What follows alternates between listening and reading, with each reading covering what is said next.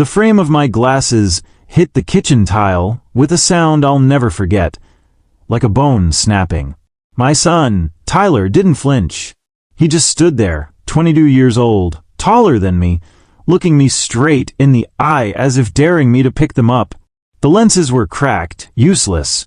I couldn't see clearly anymore, not just in that moment, but in a way that cut deeper. If you're watching this, subscribe and comment where you're watching from. I had worn those glasses for years, custom lenses that cost nearly $600 out of pocket after insurance. They weren't just glass and plastic, they were my livelihood as an optometrist. Without them, I couldn't examine patients safely. My small practice in Dayton depended on my steady vision, and now, in one flash of rage from my own son, that stability was gone.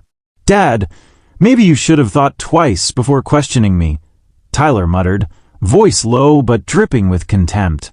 He turned his back, heading for the stairs like nothing happened. I bent down, careful not to cut my fingers on the shards, and that's when it hit me. This wasn't about glasses. This was about years of me letting things slide. Credit card bills he racked up in my name, excuses about temporary loans, lies about job interviews. I had told myself it was just part of parenting. That peace at home was worth more than standing firm. But as the cracked frame dug into my palm, I knew peace without boundaries wasn't peace at all. And here's the thing. Those glasses weren't just broken. They were the last straw. My career, my savings, my dignity, they'd all been chipped away piece by piece, and I'd let it happen. Now, it was time to make Tyler answer for what he'd done. Not with fists or shouting, but with the one thing he couldn't dodge, the law. If that sounds harsh, here's how we got there. The hum of the AC filled my living room that night, steady and low, like a machine trying harder than it should. I sat on the recliner with a temporary pair of old backup glasses sliding down my nose, the kind I hadn't worn since 2014. The prescription was off by a mile, and everything looked warped, like the world had been bent through a funhouse mirror. That warped view was the perfect metaphor for how I'd been living my life with Tyler. I used to believe that keeping the peace was more important than confronting problems. It felt easier to bite my tongue, write another check, or quietly pay off another bill than to risk an argument with my son. After all, I told myself, life was stressful enough. Patience, peril, insurance claims, and Ohio winters that froze the pipes. Did I really need a shouting match at home, too? But those broken glasses made me sit in the silence and realize I'd been looking at it all wrong. Peace bought with silence wasn't peace, it was surrender. I thought about the little things that had added up. The smell of Tyler's takeout piling up in the trash, DoorDash orders that cost more than my weekly grocery bill, the way he borrowed my car and left the gas tank on empty, the times he'd forgotten his share of the phone bill and shrugged when Verizon threatened to cut off the line. Individually, none of those things seemed catastrophic. But together, they painted a picture of a kid who wasn't just careless, he was entitled. And the truth was, I'd helped create that entitlement. I'd looked the other way when he was in high school and lied about study sessions that were really nights at the mall. I paid his community college tuition after he dropped out 2 semesters in a row. I even co-signed a credit card for him at 19, thinking it would teach him responsibility. All it taught him was that Dad's name meant free money. That night, I rubbed my temples, the backup glasses pinching at the sides of my head, and realized the misbelief that had guided me all these years, that keeping the peace was safer than setting boundaries. It wasn't. Boundaries were what kept a home intact, just like glasses kept my vision clear. Without them, everything blurred. And as I sat there, listening to the late-night local news drone on about gas prices creeping past $3.89 a gallon, I felt a tightness in my chest that wasn't just frustration, it was grief. Grief for the father I should have been. for the son I thought I was raising, and for the family peace I'd traded away one compromise at a time. But here's the thing about grief. It can either paralyze you or it can wake you up. For me, it was the latter. I started to think about all the receipts I had tucked away in drawers, the Verizon bills, the old credit card statements. I thought about conversations Tyler had shrugged off when I asked about my credit score dropping 30 points. And I remembered a letter from a bank I didn't even recognize that had arrived months earlier, something I'd stuffed in a folder because I didn't want to deal with it right then. Now, I wanted to deal with it. That night wasn't the beginning of the story, though. The truth didn't start with shattered glasses on a kitchen floor. It started months earlier, with a series of small betrayals that piled up until the weight nearly broke me. To understand how it got this bad, you've got to know where we started. Tyler wasn't always this way. When he was a kid, he was bright, sharp eyes, curious mind, and a laugh that could fill a room. His mom left when he was 12, and I told myself I had to make up for it. Maybe that's where the pattern started. Me filling every gap with money or leniency instead of boundaries. By the time Tyler turned 16, I was running my small optometry practice in Dayton. My office sat off Wilmington Pike, tucked between a State Farm agent and a family-owned diner called Dolly's, where the waitresses called you Han, whether you were 80 or 20. I worked long hours, sometimes 12 a day, trying to keep up with insurance claims and patients who complained about copays creeping higher. Meanwhile, Tyler drifted. He got his first job at Kroger, bagging groceries, but quit after 3 months, saying the manager disrespected him. I let it slide. He's young, I told myself. He'll figure it out. But instead of figuring it out, he leaned harder on me. First, it was small things, $40 for gas, $20 for a video game. Then bigger things, $300 for a car repair that never actually happened, $600 for college textbooks I later found in shrink wrap under his bed. The first big red flag came when I got a call from Capital One. "Mr. Holloway," the rep said politely, "are you aware of a new credit card application in your name?" I wasn't, but Tyler was. He admitted later, sheepishly, that he'd just needed to build credit, and thought co-signing without asking me would be fine. I should have shut it down right then. Instead, I rationalized. He's young, he'll learn. I signed off. That card became a monster. DoorDash, PlayStation subscriptions, Uber rides across town. I watched the statements come in like slow-motion car wrecks. I paid them. Every time. There were documents I should have kept tighter control over. Bank letters, insurance forms, and one especially important file. The lease agreement for my office. Buried in the fine print was a clause about tenant responsibility for damages and unpaid utilities. I'd skimmed it, sure, but not with the eyes of a man who'd need it one day. That lease would come back into play later, though I didn't know it then. Another piece of paper that mattered, my credit report. I didn't check it often enough, just once or twice a year. Around the time Tyler turned 20, I noticed something odd. A loan from a credit union I'd never heard of. It wasn't large, maybe $2, $500, but it wasn't mine. I called the number, but the rep brushed me off. "Come down in person with ID, and we'll sort it." I shoved the letter in a file drawer and told myself I'd get to it later. Later became months. Meanwhile, Tyler dropped out of community college after his second semester.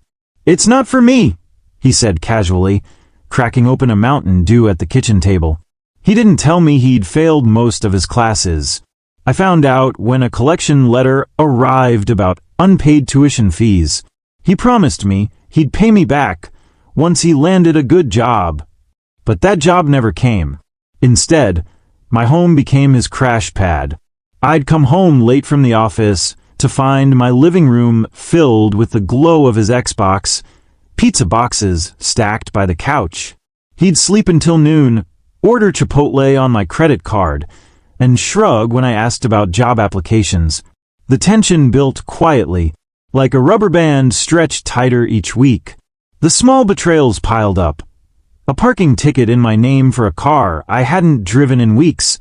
My old MacBook disappearing from the office because he needed it for resumes.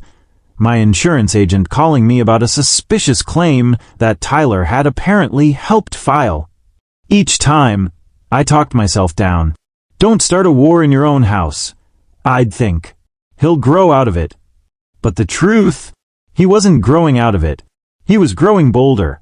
By the time we reached that night in the kitchen, the night he broke my glasses, he had already broken much more. My credit, my patience, and my trust. And that's what brings us to the plan I should have made sooner. I spent the next morning at Dolly's Diner, the place I always went when I needed to think. The coffee there wasn't great. Burned half the time, but the waitress, Ruby, had been pouring me the same bottomless cup for years. She gave me a look when I walked in with tape, holding my glasses together. "Rough night?" she asked. I just nodded. As I sat there stirring sugar into the coffee, I realized I had two choices: keep cleaning up after Tyler's messes, or finally, do something that set the line in permanent ink. I'd been reacting for years, but I'd never once taken a proactive step to protect myself. I'd been playing defense, while he ran the scoreboard up. That had to change. I went home, dug through the filing cabinet, and pulled out everything I could find: bank letters, past due notices, my credit report, the Capital One statements with his charges, even that old lease agreement. The stack filled half my dining table. The truth was written in black and white.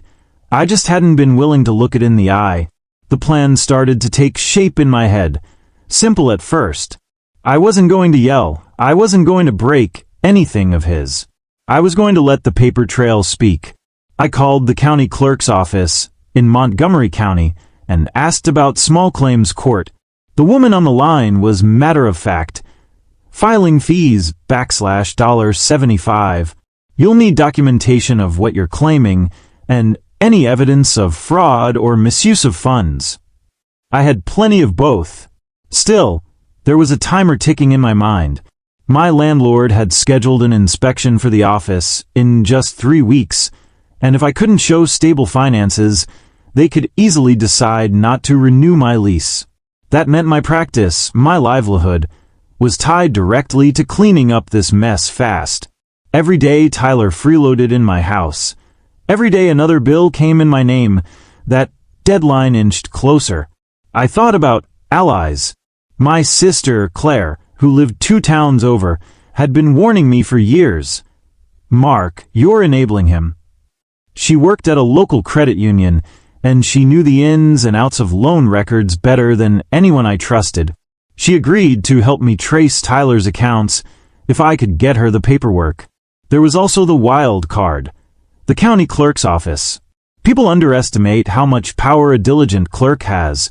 One properly notarized filing, one stamped complaint, and suddenly things get real for someone who's been skating by without consequences.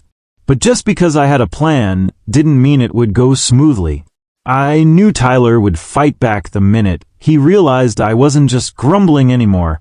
He'd charm, lie, maybe even try to spin the story to make me the villain. That's what scared me most. How good he'd gotten at turning people against me when it suited him. I sat in my office late one night with the hum of the fluorescent lights above me, flipping through my files, and thought, this is either going to end with me protecting what's mine, or it's going to blow up in my face. But for once, I was willing to take that risk. Then the pushback started. The pushback came quicker than I expected.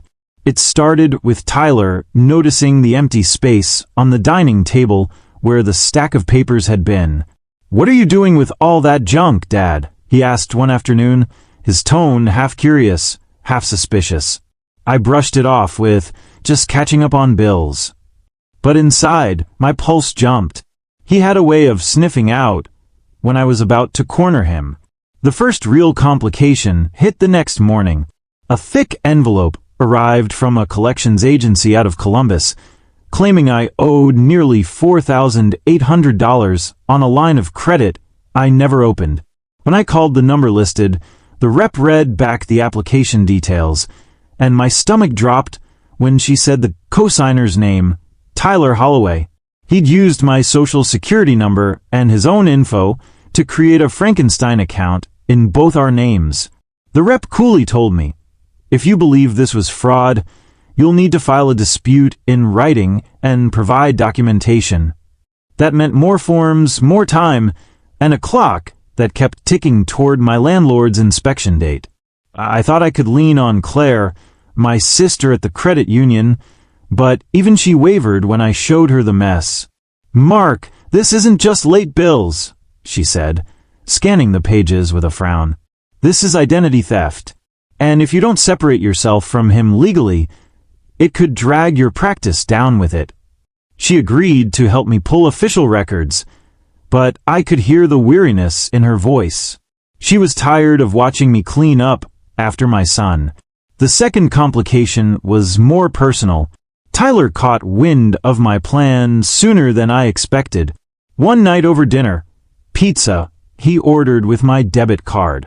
He leaned back in his chair and said, "You think you can take me to court, old man? Go ahead. See how that looks when everyone finds out you're suing your own kid." He grinned, like he'd already won. That cut deeper than I wanted to admit. Because he wasn't wrong. What would people think? That I'd failed as a father? That my business wasn't worth trusting if I couldn't keep my own house in order? The third complication came in the form of a letter I almost missed. Buried in a pile of junk mail was a notice from my landlord's office reminding me of the upcoming inspection. But what caught my eye was a line at the bottom. Outstanding utilities must be paid in full prior to renewal consideration. I hadn't thought about the utilities because I'd set them on autopay years ago. But when I checked my account, I saw 3 months of unpaid bills. Money Tyler had rerouted for his own spending when he helped me manage online payments. My stomach sank. That lease clause I'd skimmed months ago was suddenly a noose tightening around my neck. It felt like the walls were closing in. Every problem I tried to fix unearthed another mess. And yet, in that pile of headaches was a clue I almost missed. On the collection letter from Columbus, buried in the fine print, was a payment history that showed several transfers, small amounts, $50 here, $100 there, leading back to an online account with Tyler's email. For the first time, I had a direct link, not just suspicions. That's when I realized I'd been looking at the wrong problem. It wasn't just about paying off debts or convincing Tyler to straighten up. It was about documenting every move, every receipt, every transfer, so that when the time came, the law could see the picture as clearly as I finally did. I remember sitting in my office late on a rainy Tuesday night, the kind where the Ohio sky looked like one endless sheet of gray. The neon open sign buzzed faintly in the window, though the last patient had left hours earlier. I spread every document across my desk.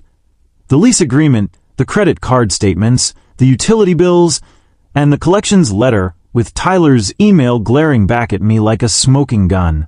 For the first time, I saw the pattern not as a father cleaning up after his son, but as a victim staring at a paper trail of fraud. That shift in perspective changed everything.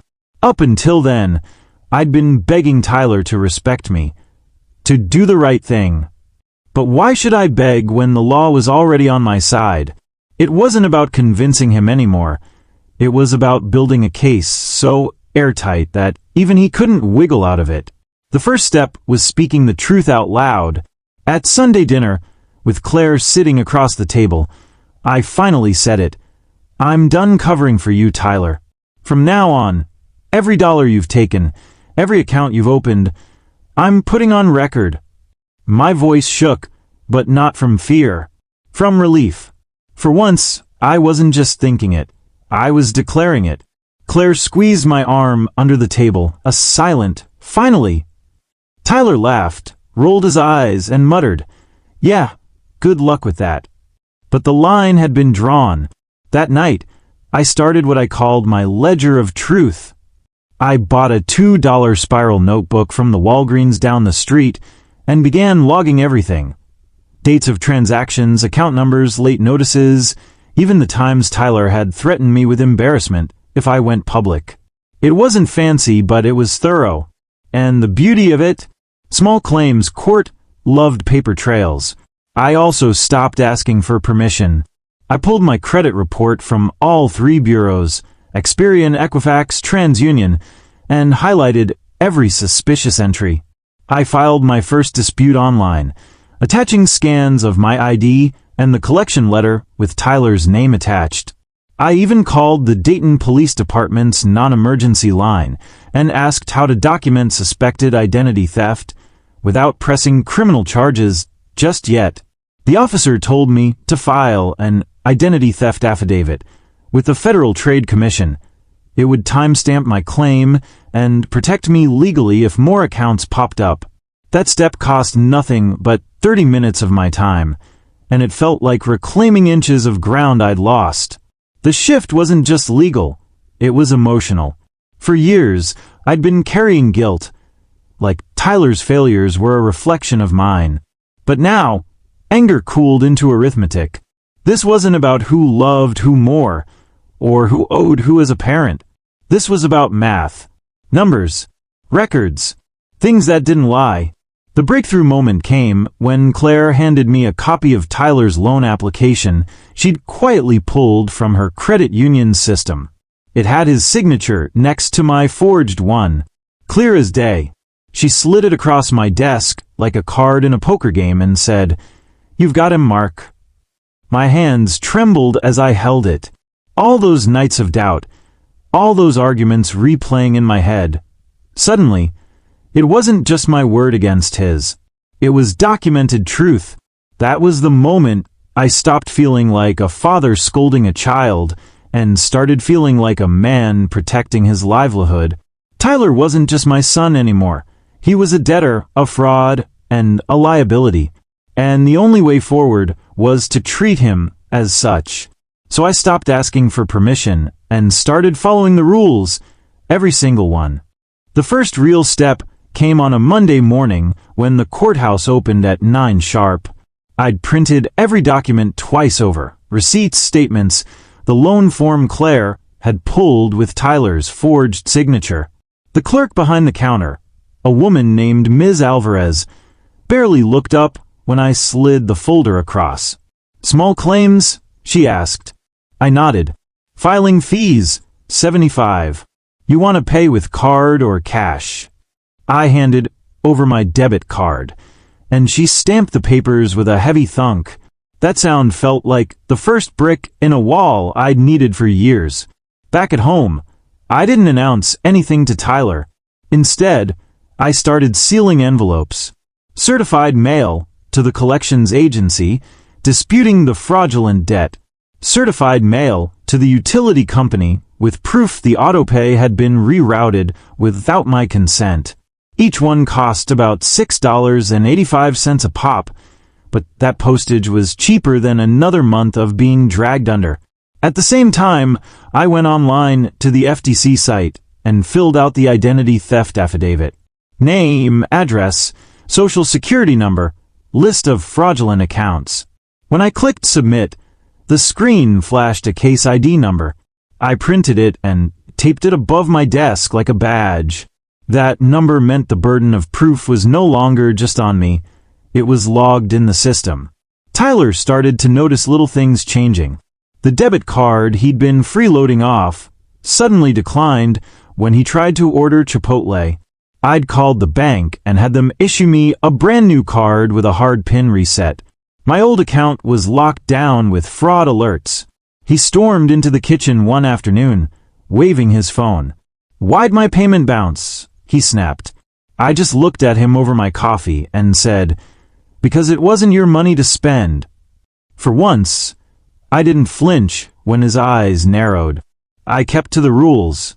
Every time he used my car without asking, I logged the mileage and the date. Every time I caught a suspicious charge, I called the bank with my FTC case ID in hand. At first, the reps treated me like just another complainer. But when I read them the official ID number, their tone shifted. Understood, sir. We'll escalate this for review. It was like flipping a switch. Claire helped me draft the demand letter for small claims. We itemized the damages. $4,800 for the fraudulent line of credit, $600 for unpaid utilities in my name, $2,300 for the Capital One debt he'd run up before I shut it down. Total claim, $7,700. Well within Ohio's $10,000 small claims cap. The letter gave him 30 days to respond before a hearing date was set. I sent it certified mail, return receipt requested. When the green slip came back with his signature scrawled across it, I felt the weight shift onto his shoulders for the first time. Through it all, I kept my practice running. Patients came in complaining about dry eyes, astigmatism, broken frames. I adjusted lenses with my backup glasses perched awkwardly on my nose, reminding myself that every bill I filed, every record I kept, was protecting this business. My business. The thing I'd built with 30 years of sweat and long nights. For the first time in years, I wasn't just reacting. I was executing. I thought that would be the end of it. I was wrong. The first real step came on a Monday morning when the courthouse opened at 9 sharp.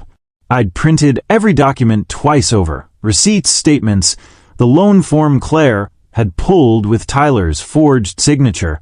The clerk behind the counter, a woman named Ms. Alvarez, barely looked up when I slid the folder across. Small claims? She asked.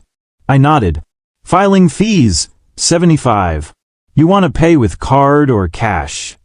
I handed over my debit card, and she stamped the papers with a heavy thunk. That sound felt like the first brick in a wall I'd needed for years. Back at home, I didn't announce anything to Tyler. Instead, I started sealing envelopes. Certified mail to the collections agency, disputing the fraudulent debt. Certified mail to the utility company with proof the autopay had been rerouted without my consent. Each one cost about $6.85 a pop, but that postage was cheaper than another month of being dragged under. At the same time, I went online to the FTC site and filled out the identity theft affidavit. Name, address, social security number, list of fraudulent accounts. When I clicked submit, the screen flashed a case ID number. I printed it and taped it above my desk like a badge. That number meant the burden of proof was no longer just on me. It was logged in the system. Tyler started to notice little things changing. The debit card he'd been freeloading off suddenly declined when he tried to order Chipotle. I'd called the bank and had them issue me a brand new card with a hard PIN reset. My old account was locked down with fraud alerts. He stormed into the kitchen one afternoon, waving his phone. "Why'd my payment bounce?" he snapped. I just looked at him over my coffee and said, "Because it wasn't your money to spend." For once, I didn't flinch when his eyes narrowed. I kept to the rules. Every time he used my car without asking, I logged the mileage and the date. Every time I caught a suspicious charge, I called the bank with my FTC case ID in hand. At first, the reps treated me like just another complainer. But when I read them the official ID number, their tone shifted. Understood, sir. We'll escalate this for review. It was like flipping a switch. Claire helped me draft the demand letter for small claims. We itemized the damages. $4,800 for the fraudulent line of credit, $600 for unpaid utilities in my name, $2,300 for the Capital One debt he'd run up before I shut it down. Total claim, $7,700. Well within Ohio's $10,000 small claims cap. The letter gave him 30 days to respond before a hearing date was set. I sent it certified mail, return receipt requested. When the green slip came back with his signature scrawled across it, I felt the weight shift onto his shoulders for the first time. Through it all, I kept my practice running. Patients came in complaining about dry eyes, astigmatism, broken frames. I adjusted lenses with my backup glasses perched awkwardly on my nose, reminding myself that every bill I filed, every record I kept, was protecting this business. My business. The thing I'd built with 30 years of sweat and long nights. For the first time in years, I wasn't just reacting. I was executing. I thought that would be the end of it. I was wrong. I found it by accident, buried in my email archive. I'd been scrolling through old correspondence, trying to piece together how the utility company still thought my payments weren't sticking. Most of the emails were the usual junk, reminders, promotions, auto-generated receipts. But then I opened one from nearly a year earlier, subject line, *, confirmation of online access change. *. At first glance, it was nothing. A short, routine notice saying the login credentials for my utility account had been updated. But when I looked closer, my stomach turned. The confirmation email listed the contact address on the account, and it wasn't mine. It was Tyler's. His Gmail address, right there in black and white, time-stamped and traceable. I leaned back in my chair, heart thumping. This was it. Proof that Tyler hadn't just freeloaded or borrowed without asking. He had deliberately rerouted my financial accounts to himself.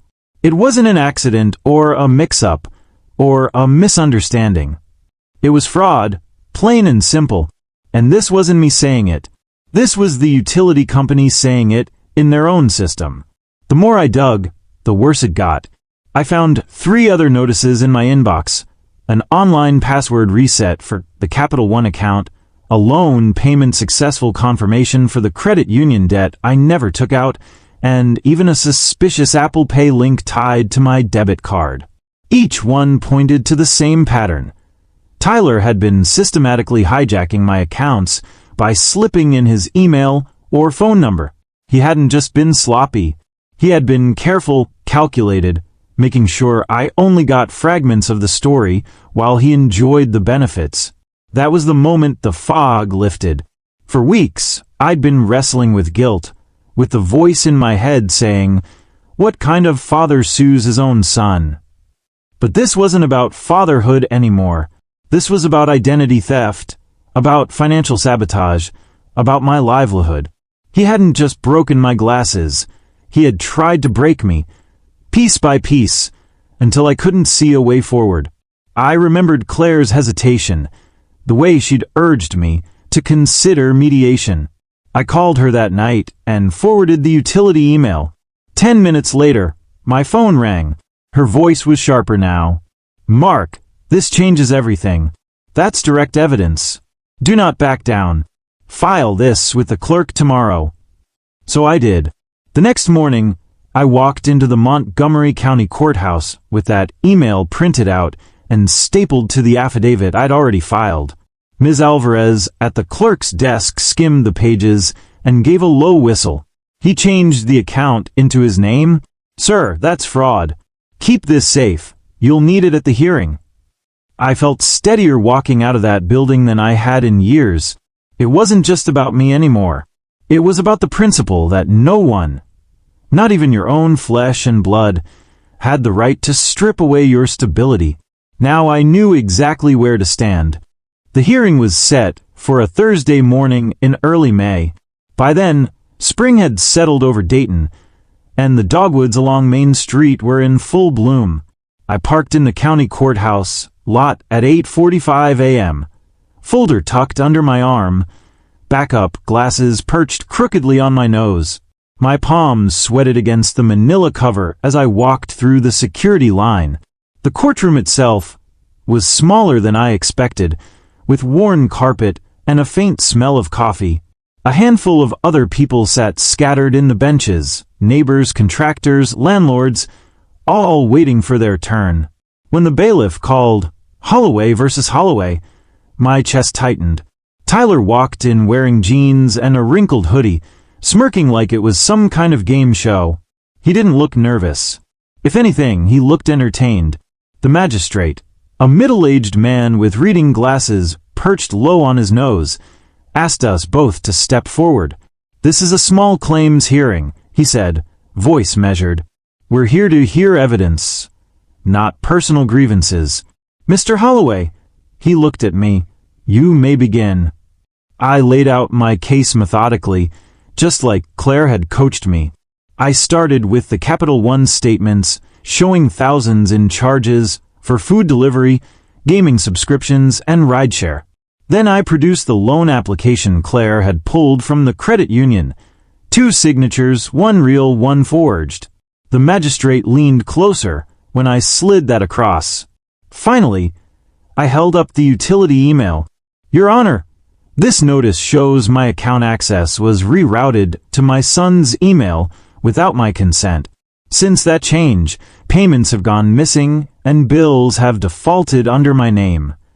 I kept my tone steady, almost clinical, like I was presenting an exam result to a patient. No anger, no theatrics. Just facts. When it was Tyler's turn, he scoffed. "Look, I admit I use the account sometimes, but Dad gave me permission. He just doesn't remember. And besides, we're family. Who sues their own son over a couple of bills?" He shrugged, like the whole thing was beneath him. The magistrate didn't flinch. "Do you have documentation of this alleged permission?" Tyler shook his head. "Text messages? Emails?" Tyler stuffed his hands in his pockets. "No. It was verbal." That was the turning point. Paper beats talk every time. The magistrate flipped through my stack slowly, tapping the forged signature with his pen. "This," he said evenly, "is serious. Forging another person's name on a loan agreement is fraud. Regardless of your relation, Mr. Holloway," he looked at Tyler now, "you are responsible for these damages." He ruled in my favor. Full claim awarded $7,700. Tyler had 30 days to pay, or I could request garnishment of his wages once he found employment. The words hit me like a steady drumbeat. Full claim awarded. For months, I'd been drowning under the weight of doubt. And in that moment, the court cut the rope. Walking out of the courthouse, I felt a rush of adrenaline so strong I had to stop and steady myself against the railing. For the first time in years, I wasn't just the father who bent over backward. I was a man who had drawn a line, and the law had backed me. The fallout started almost immediately. Tyler texted me that night. "You ruined me. Hope you're happy." I stared at the words, waiting for guilt to settle in. But instead, I felt calm. He wasn't ruined. He was just accountable. For once, the weight was on him. Over the next week, the ripple effects came.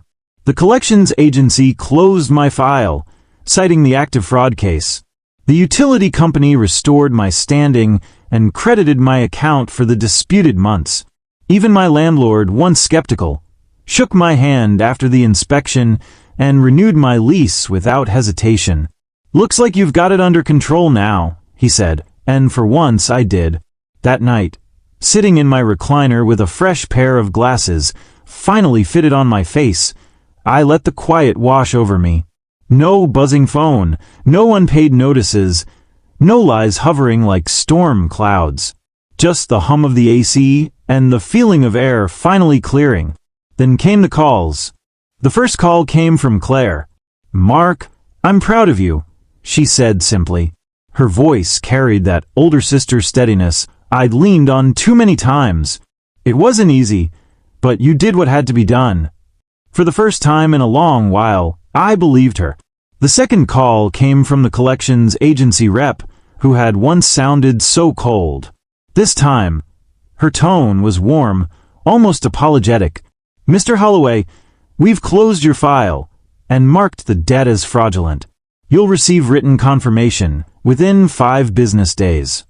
That single line felt like a mountain sliding off my shoulders. Neighbors who had once whispered now approached me differently. One stopped me outside Dolly's diner, coffee cup in hand, and said, "Heard you stood your ground. Took guts." It wasn't approval I craved, but hearing those words reminded me that maybe I wasn't the villain Tyler tried to paint me as. As for Tyler, the silence from him was deafening. No more shouting matches, no more excuses. Just a single text a week later. "You'll regret this." I stared at it, waiting for the old pang of fear or guilt to return. But instead, I felt nothing. Just a clear, cool certainty that the regret wasn't mine to carry anymore. For the first time in years, the balance of my life tilted back toward steady ground. Bills were current. My lease was safe. My practice was stable. And just when I thought it was settled, the twist came a week later, in a place I never expected, the county clerk's office. I'd stopped by to pick up a stamped copy of the judgment for my own records. Ms. Alvarez slid the file across the counter with a knowing smile. "Most folks don't follow through like you did," she said. "You'd be surprised how many just give up halfway." As I tucked the file into my folder, she added almost casually, "Oh, by the way, you should know your sister was instrumental in this one." I blinked. "Claire." Ms. Alvarez nodded. "She didn't just give you that loan form. She filed a supporting affidavit herself. Said she couldn't stand to see her brother dragged down anymore." It stopped me cold. Claire had always warned me, always urged me to set boundaries, but I hadn't realized she'd gone further. Quietly behind the scenes, she'd put her own reputation on the line to make sure the court saw the truth. That affidavit had been part of what tipped the magistrate toward a full award. Driving home, I thought about all the times I'd brushed her off, insisting I could handle Tyler on my own. The truth was, I couldn't have. Without her, I might have folded under the weight of family shame, or worse, backed down at the last minute. She'd been the wild card all along, steady unseen, but crucial. That night, as I sat with a cup of coffee, Tyler's final text replayed in my head. "You'll regret this." For once, I understood the irony. The regret wasn't mine anymore. It was his, for underestimating a father's resolve and a sister's quiet loyalty. What I learned wasn't about him. It was about me. For most of my life, I believed keeping the peace was safer than drawing lines. I thought silence was the price of love, that letting things slide was what fathers did. But I see now that peace without boundaries isn't peace, it's erosion. It eats away at trust, at dignity, at the very ground you stand on. The lesson was simple but hard-earned. Boundaries aren't walls, they're guardrails. They don't push people away, they keep both sides from going off a cliff. By finally setting mine, I didn't destroy my relationship with Tyler. He'd already chipped it away on his own. What I did was protect myself from further harm, legally and personally. I also learned that help doesn't diminish you. For years, I resisted Claire's warnings, convinced that admitting I needed backup meant I'd failed as a father. In truth, her steady hand reminded me that strength isn't about carrying everything alone. It's about knowing when to share the load. And maybe most importantly, I realized accountability doesn't kill love. I still love my son. I always will. But love doesn't mean shielding someone from consequences. Sometimes the most caring thing you can do is let the truth play out, no matter how sharp its edges. Here's the picture I want you to keep. I stood in the same kitchen where my glasses had shattered months before. The tile was clean now, the jagged pieces long gone, replaced by a quiet that felt earned rather than uneasy. A new pair of frames sat firmly on my face, crystal clear, no tape holding them together. I could see every detail. The coffee pot sputtering on the counter, the morning light spilling across the table, where the stack of bills used to sit like a storm cloud. This time, the table was empty, No overdue notices, no forged signatures, no weight pressing down. Just space, and air and calm. I thought back to that night, when Tyler had walked upstairs without a care, leaving me crouched on the floor with broken glass in my palm. Back then, I'd felt powerless, blurred, lost. Now, standing in the same spot, I felt steady, not because I'd won against my son, but because I'd chosen clarity over chaos. I'd drawn a line and kept it, and maybe someday, Tyler will understand what that meant. Maybe he won't. Either way, the lesson remains mine to keep. If this hit home, subscribe and tell me your state in the comments. Your story might be next.